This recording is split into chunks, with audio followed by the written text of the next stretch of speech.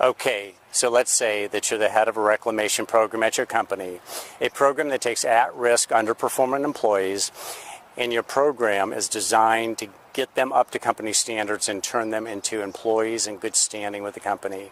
Now you're being asked by senior management to give a presentation about your program and give them a better understanding of how it's working. Don't make the mistake that so many others do by turning your presentation into a cavalcade of statistics. Instead, make your presentation about people, and specific people at that. So instead of saying 50% of the people who went through our program fell into this category, while 40% fell into a second category and 10% into a third category, talk instead about Sharon and Robert, whether they're real people or composite characters comprised of actual people. So, as an example, you might say, Sharon is emblematic of how well our program can work. Her manager referred her to the program because she was having difficulty with the Microsoft Office suite of computer skills. In response, we put Sharon through an intensive computer training program and brought her up to speed on all the latest programs and applications. She was returned to her department, and today she's an employee in good standing with the company and is even excelling at what she does. Obviously, you would fill in more detail than I just did.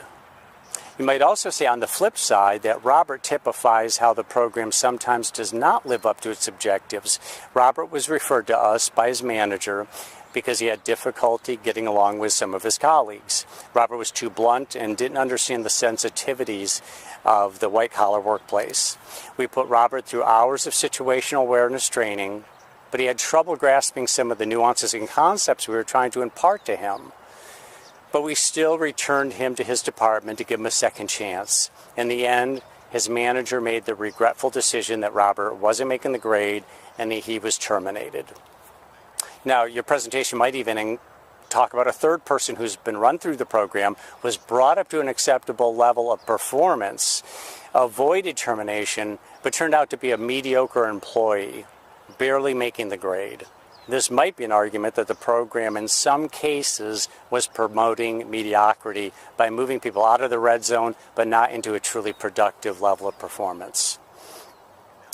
Now it's at this point, after giving the program a human face, then some statistical information would be meaningful. So you might say that 100 people went through the program, 71% of whom were successfully taken out of the at-risk category and returned into productive employees, while just 29% were failed by the program, or at least couldn't be brought up to the grade necessary. You get the idea. Your senior managers or audiences of any kind are going to better relate to people and situations and emotions than just statistical analysis. Give them flesh and blood situations. Of course we need some statistics or some kind of numerical rendering of the situation, but that's not going to engage our audience and carry the day.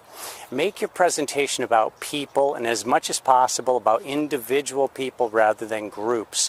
Pay attention to the faces in your audience and you will see the difference that this approach makes.